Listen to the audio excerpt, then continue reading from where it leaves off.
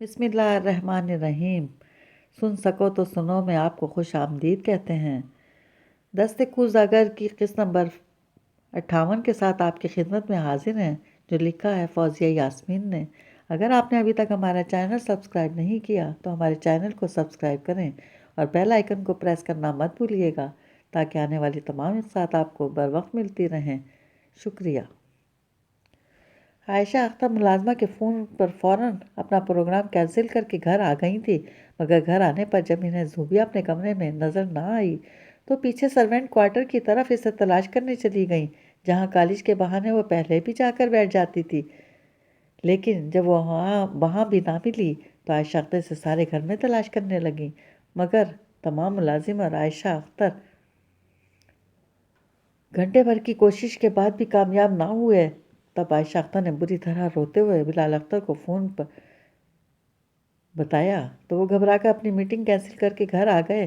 آتے ہی انہوں نے زوبیہ کے موبائل پر کال کی تو عائشہ اختر نے چڑ کر بتایا، موبائل اس کا سائڈ ٹیبل پر ہی رکھا ہے، میں پہلے ہی فون کر چکی ہوں، تبھی تو کہہ رہی ہوں گھر پر نہیں ہے، کہیں باہر گئی ہے۔ عائشہ اختر نے کچھ سوچتے اس کا موبائل سائڈ ٹیبل سے اٹھا کر چارجر سے الگ کیا اور اس کے کالز دیکھنے لگیں، جہاں ان کے اور عائشہ اختر کے علاوہ ایک اور نام کی 3 مسڈ کال موجود تھیں۔ خرم کا نام پڑھ کر وہ بری طرح چونک اٹھیں۔ انہوں نے ٹائم دیکھا تو تینوں کالز عائشہ اختر کے فون کرنے سے پہلے کی تھیں۔ یہی نہیں، اس کے نام ایک میسیج بھی موجود تھا جسے کھول کر پڑھنے پر ان کا دماغ گھوم گیا۔ اس میسیج کے مطابق زوبیہ اس لڑکے کے ساتھ کہیں باہر جا رہی تھی اور وہ باہر گاڑی میں اس کا انتظار کر رہا تھا۔ انہوں نے فوراً اپنے موبائل سے خرم کو کال کی تاکہ وہ زوبیہ کا نمبر دیکھ کر ہوشیار نہ ہو جائے۔ حسب توقع خرم نے انجان بن کر نمبر کی کال بڑی بے پرواہی سے ریسیو کر لی، البتہ اسے انہیں شدید حیرت ہوئی جبکہ ان کا تعارف کرانے پر، زوبیہ سے بات کرنے کی خواہش ظاہر کرنے پر خرم نے کسی انداز سے اس کا بڑبڑانا ظاہر نہیں ہوا۔ پھر بھی انہیں اس کی خاموشی پر غصہ آ گیا تو انہیں قدرے سختی سے اپنا مطالبہ دہرایا۔ خرم اب بھی کچھ بولا نہیں، مگر کچھ آوازیں ان کی سماعتوں سے ضرور ٹکرائیں جو اتنی سرگوشیانہ تھیں کہ وہ ٹھیک طرح سے الفاظ سمجھ نہ سکے، مگر یہ اندازہ انہیں بخوبی ہو گیا کہ خرم زوبیہ کو بات کرنے کے لیے کہہ رہا ہے، مگر وہ انکار کر رہی ہے۔ پھر اچانک لائن ڈسکنیکٹ ہو گئی اور اس کے بعد خرم کا فون سوئچ آف آنے لگا۔ دوسری طرف عائشہ اختر انہیں کسی سے فون پر زوبیہ سے بات کرنے پر اصرار کرتا دیکھ کر ان کے نزدیک چلی آئیں۔ کون ہے، کس سے بات کر رہے ہیں کی تکرار کرنے لگیں تو بلال اختر نے تنگ آ کر فون بند کر دیا اور اسے خرم کے بارے میں مختصر بتا دیا، جسے سن کر وہ توفہ کھوتے چہرے کے ساتھ بستر پر بیٹھتی چلی گئیں۔ میری بیٹی اور ایک لڑکے کے ساتھ، ان پر تو جیسے آسمان ٹوٹ پڑا۔ وہ کوئی معمولی لڑکا نہیں ہے، تم نے شاید اسے دیکھا نہیں، بہت گڈ لکنگ ہے اور سب سے بڑھ کر فرقان حسن کا اکلوتا بیٹا ہے۔ خاندان، حسب نسب، دولت، وجاہت، کسی چیز میں اس کا کوئی ثانی نہیں ہے۔ بلال اختر بہت کھوئے کھوئے لہجے میں بول رہے تھے۔ عائشہ اختر چیخ پڑی، بھاڑ میں جائے اس کی دولت اور وجاہت جس نے میری بیٹی کو ورغلا لیا۔ میں لعنت بھیجتی ہوں اس کے حسب نسب پر، تم یہ کیسے کہہ سکتی ہو کہ وہ زوبیہ کو ورغلا رہا ہے؟ آج کل لڑکے لڑکیاں شادی سے پہلے ڈیٹس مارتے ہیں، اگر وہ زوبیہ کے لیے سیریس ہے تو اس سے اچھی بات اور کیا ہو سکتی ہے؟ بلال، آپ ہوش میں تو ہیں؟ آپ کی جوان بیٹی ایک غیر لڑکے کے ساتھ ہے اور وہ کوئی غیر نہیں ہے، اس لڑکے کے گھر کا پتہ تک جانتا ہوں۔ اگر چاہوں تو ابھی اور اسی وقت اس کے پاس پولیس لے کر پہنچ سکتا ہوں، لیکن میں بات خراب نہیں کرنا چاہتا۔ ٹھہرو، میں ڈاکٹر شکیلہ کو فون کرتا ہوں۔ بلال اختر نے کچھ چونکتے ہوئے ڈاکٹر شکیلہ کا نمبر تلاش کرنا شروع کر دیا، جبکہ عائشہ اختر کی بے قراری کو کسی طرح قرار نہیں آ رہا تھا۔ بلال، خدا کے لیے کچھ تو موقع کی نزاکت کو سمجھیں، اس وقت ایک ایک لمحہ قیمتی ہے، اس سے پہلے کہ ہماری بیٹی کے ساتھ کوئی انہونی ہو جائے۔ آپ خرم کے والد کو فون کریں۔ ڈاکٹر شکیلہ کو ان باتوں میں انوالو کر کے آپ کیوں اسے اسکینڈلائز کر رہے ہیں؟ آخر آپ میری بات کیوں نہیں کرواتے؟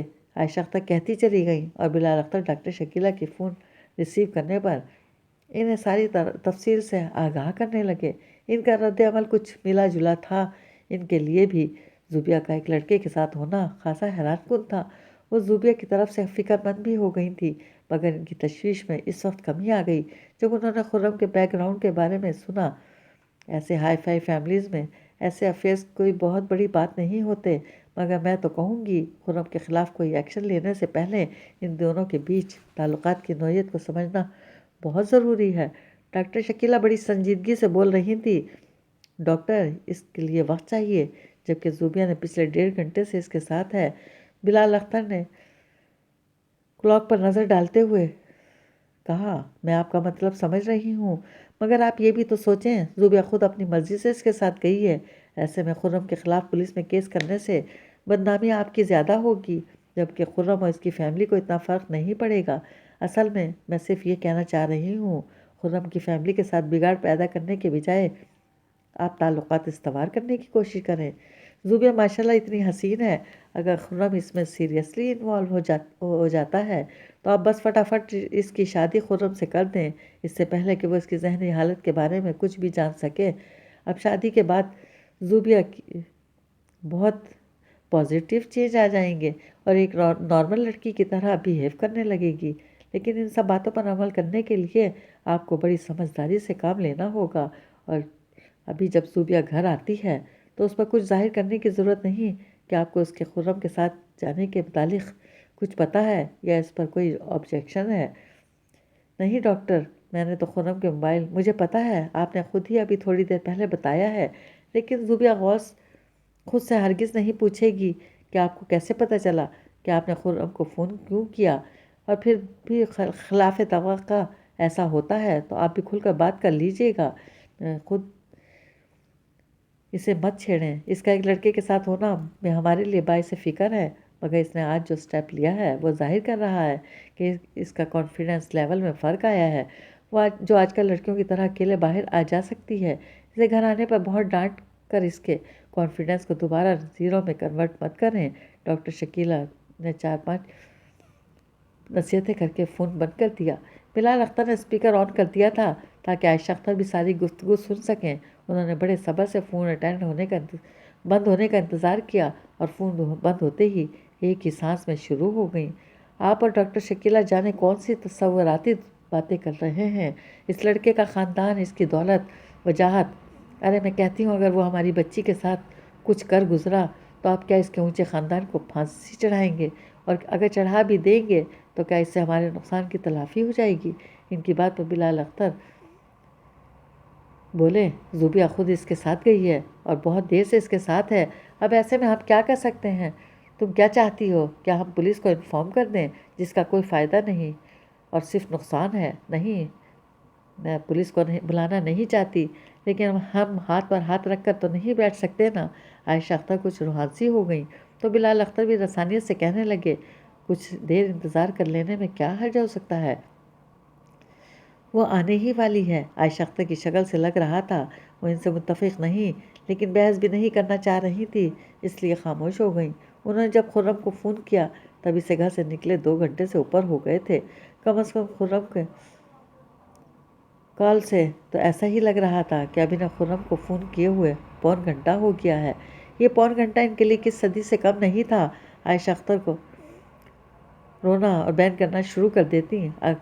آخر بلال اختر کو ایک بار پھر اپنے موبائل کو نکال کر فون ملانا پڑا، اور اس بار ڈاکٹر شکیلہ کو نہیں بلکہ اپنے دوست کو فون کر رہے تھے، جو نہ صرف پولیس کے محکمے میں DIG کی پوسٹ پر تھے بلکہ زوبیہ کی ذہنی حالت سے کافی حد تک واقف تھے۔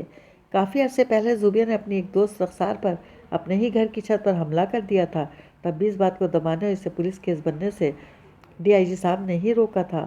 اب بھی فون ملنے پر بلال اختر نے بغیر تردد کیے انہیں ساری صورتحال سے آگاہ کر دیا کہ اب بھی وہی ان کی عزت پر حرف آئے بغیر بہترین حل بتا سکتے ہیں۔ کیا فرقان کے بیٹے خرم کے ساتھ ہے؟ DIG صاحب نے تصدیق کرتے ہوئے پوچھا۔ ہاں، ابھی پرسوں میری اس سے ملاقات ہوئی تھی۔ یہ کہہ کر انہوں نے یونیورسٹی جانے والا واقعہ بھی سنا دیا۔ کچھ لمحوں کے لیے DIG صاحب سوچ میں پڑ گئے، پھر گلا کھنکارتے ہوئے بولے، ویسے تو زوبیہ کو گھر سے نکلے بہت دیر ہو گئی ہے، لیکن پھر بھی میرا مشورہ یہی ہے کہ خرم کے خلاف کوئی ایکشن مت لو۔ فرقان میرا بہت اچھا دوست ہے، خرم کو بھی تقریباً بچپن سے ہی دیکھ رہا ہوں، وہ بہت ڈیسنٹ سا لڑکا ہے۔ پھر سب سے بڑی بات یہ کہ زوبیہ خود اس کے ساتھ گئی ہے، تم اگر خرم کے خلاف کوئی ایکشن لو گے تو فرقان بھی خاموش نہیں بیٹھے گا، اور ساری بدنامی تمہارے حصے میں آ جائے گی۔ کیا پتہ دونوں میں صرف دوستی ہو، آج کل بہت عام ہے، پھر تم کیوں رائی کا پہاڑ بناؤ گے؟ سچ پوچھو تو میں بھی تب سے یہی سوچ کر خاموش بیٹھا ہوا تھا۔ فرقان حسن کوئی معمولی آدمی نہیں ہے، میں اس کیس کو آف ریکارڈ رکھ کر رخسار والے کیس کی طرح دبا نہیں سکتا۔ بلال اختر کے کہنے پر ڈی آئی جی صاحب کچھ چونکتے ہوئے بولے، یار تمہارا تو گھر خریدا ہے فرقان نے، تمہاری تو اس سے اچھی سلام دعا ہوگی۔ گھر خریدا ہے تبھی تو اتنا جانتا ہوں، مگر سلام دعا کچھ نہیں ہے، نہ ہی ان کے بارے میں کچھ زیادہ جانتا ہوں۔ مجھے تو بس اتنا پتہ ہے کہ میری بیٹی اس قسم کی لڑکی نہیں ہے کہ کسی لڑکے کے ساتھ باہر چلی جائے۔ بلال اختر کے لہجے میں تھکاوٹ تھی۔ شوق تو میں بھی ہوں، لیکن آج کل یہ سب باتیں بہت عام ہیں، اگر دونوں سیریس ہیں تب تو بہت اچھی بات ہے، پھر یہ تمہاری بیٹی کے لیے ایک آئیڈیل رشتہ ہوگا۔ ڈی آئی جی صاحب وثوق سے بولے، اور تم ٹھیک کہہ رہے ہو، مگر جب تک خرم کوئی قدم نہ اٹھائے ہم کیا کر سکتے ہیں، اور اس کے قدم اٹھانے تک میں بیٹی کو ایسے ہی اس کے ساتھ پھرنے تو نہیں دے سکتا۔ ارے یہ کون کہہ رہا ہے کہ ایسا کرو، ابھی تو خاموشی سے زوبیہ کے گھر آنے کا انتظار کرو، زیادہ پریشان ہونے کی ضرورت نہیں، خرم کافی اچھا لڑکا ہے، زوبیہ آنے ہی والی ہوگی، اور آئندہ کے لیے اس قسم کی صورتحال سے بچنے کے لیے ایسا کرو فرقان سے تعلقات بڑھاؤ۔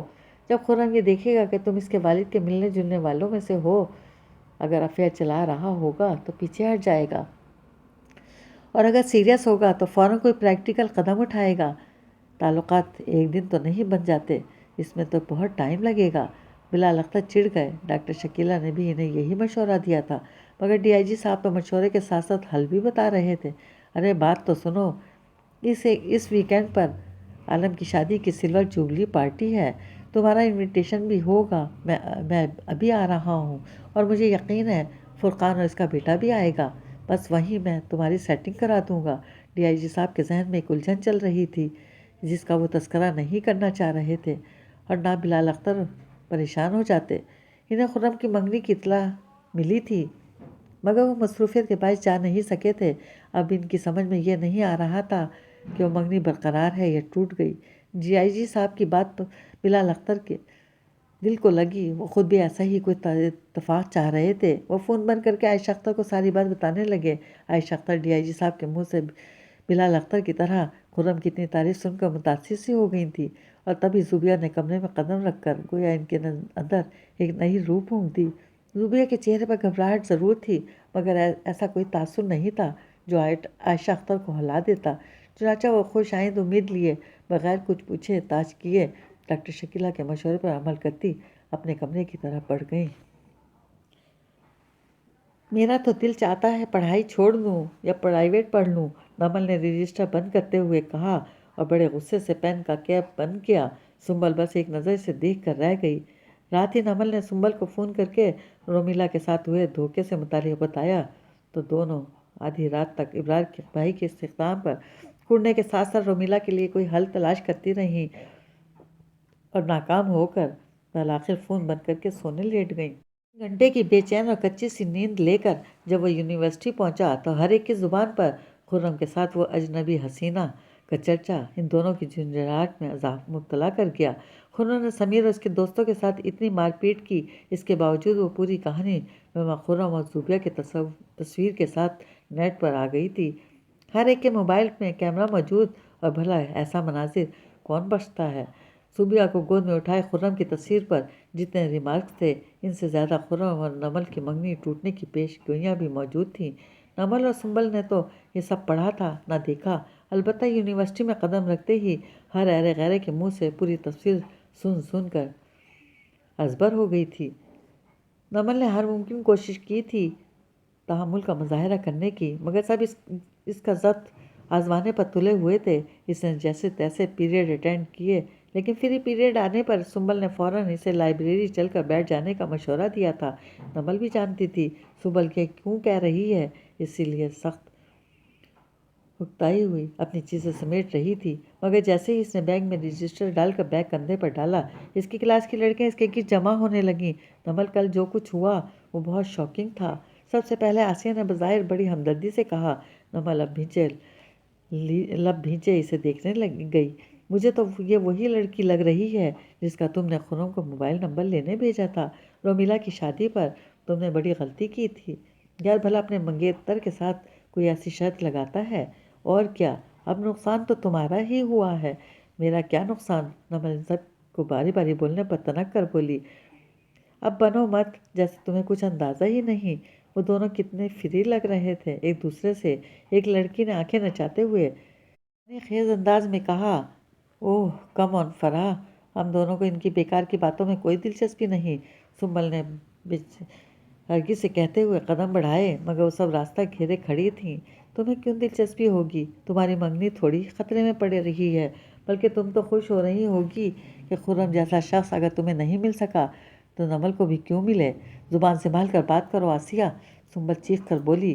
ٹھیک ہی تو کہہ رہی ہوں، کبھی نمل کو سمجھایا نہیں کہ اتنا اچھا منگیتر ملا ہے، اس کی قدر کرو۔ سمیر جیسے لفنگے کے ساتھ گھومے جا رہی ہے اور تم نے آنکھیں بند کر رکھی ہیں۔ اس کا صاف صاف مطلب یہی ہے کہ مجھے خرم میں دلچسپی ہے، اسے مجھ میں، لہٰذا تم لوگ راستہ دیکھ کر ٹرائی مار سکتی ہو۔ نمل نے ایک ایک لفظ چباتے ہوئے آسیہ کی بات کاٹ دی تو اس کو آگ ہی لگ گئی۔ توبہ توبہ، نمل کیسی باتیں کرتی ہو؟ ہم تو یہاں تمہارا دکھ بانٹنے آئے تھے اور تم ہماری ہی کردار کشی کرنے لگیں۔ کوئی ضرورت نہیں ہے تم لوگوں کو میرا دکھ بانٹنے کی، کیونکہ مجھے کوئی دکھ ہے ہی نہیں۔ نمل چیخ پڑی، جھوٹ مت بولو، تمہاری شکل بتا رہی ہے، تم رات بھر جاگتی رہی ہو۔ منگنی ٹوٹنا کسی بھی لڑکی کے لیے معمولی بات نہیں ہو سکتی۔ فاخرہ کے بولنے پر نمل پل بھر کے لیے لاجواب ہو گئی، پھر جان چھڑانے والے انداز میں بولی، مجھے لائبریری جا کر نوٹس بنانے ہیں، فار گاڈ سیک میرے راستے سے ہٹ جاؤ۔ نمل کے جھنجھلائے ہوئے تیور پر آسیہ نخوت سے گردن جھٹکتی ایک طرف ہٹ گئی۔ جاؤ جاؤ، ہم کون سا مر رہے ہیں تم سے بات کرنے کے لیے؟ آسیہ کے ہٹتے ہی نمل اور سنبل تیزی سے آگے بڑھ گئیں، مگر ان کے قدموں سے زمین زیادہ ان کی آواز میں تیزی تھی، جو کلاس سے نکلتے نکلتے بھی یہ جملے ان کے کانوں میں پڑ ہی گئے۔ بھلائی کا تو زمانہ ہی نہیں، کسی سے ہمدردی کرو تو ایسے لگتا ہے جیسے ادھار مانگ رہے ہوں۔ ارے اس کا تو دماغ شروع سے ہی خراب ہے، خرم نے اس کی مدد کی اور اس نے خرم کو ہی تھپڑ مار دیا۔ اچھا ہے جو خرم کو دوسری لڑکی مل گئی۔ ہاں یار کتنی حسین ہے نا، نمل تو کچھ بھی نہیں اس کے سامنے۔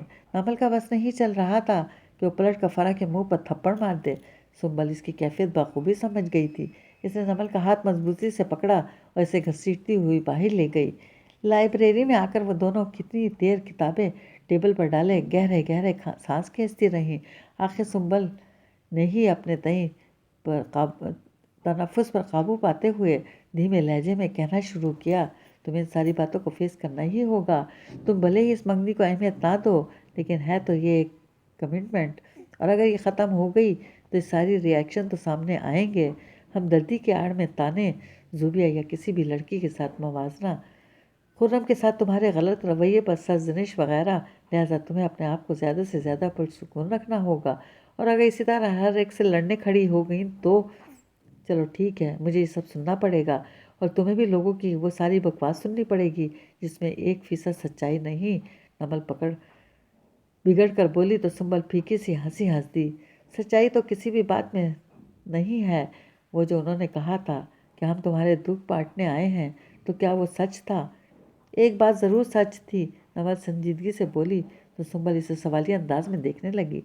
زوبیہ مجھ سے زیادہ حسین ہے، میں اس کے سامنے کچھ بھی نہیں ہوں، نمل کسی غیر مرئی نقطے کو دیکھتے ہوئے کہہ رہی تھی۔ اس کے ہاتھ میں پکڑے پین پر گرفت تکلیف دہ حد تک سخت ہو گئی تھی۔ سنبل حیرانی سے اسے دیکھتی چلی گئی اور پھر اس کیفیت کے زیر اثر بولی، تمہیں دکھ ہو رہا ہے نمل؟ نمل نے ایسے پین ٹیبل پر پھینکا جیسے خود پر حاوی ہوتے احساس سے باہر نکل آئی ہو، پھر بڑے ہلکے پھلکے انداز میں پوچھنے لگی، کیوں، کیا مجھے دکھ نہیں ہو سکتا؟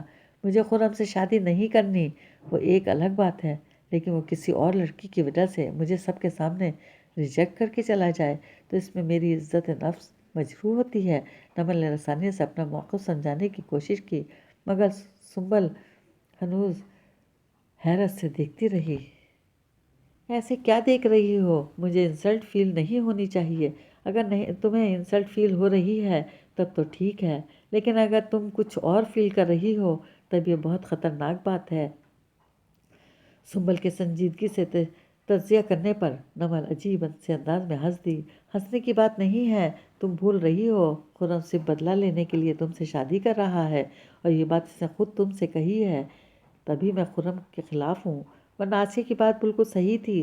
میں تمہیں خرم جیسے منگیتر کے ساتھ ایسے رویے پر سمجھا رہی ہوتی، لیکن میں ایسا اس لیے نہیں کر رہی کہ میں جانتی ہوں یہ شادی آگے جا کر کتنی بدصورت ہو جائے گی کہ تم دونوں کے چہرے پہچاننے میں نہیں آئیں گے۔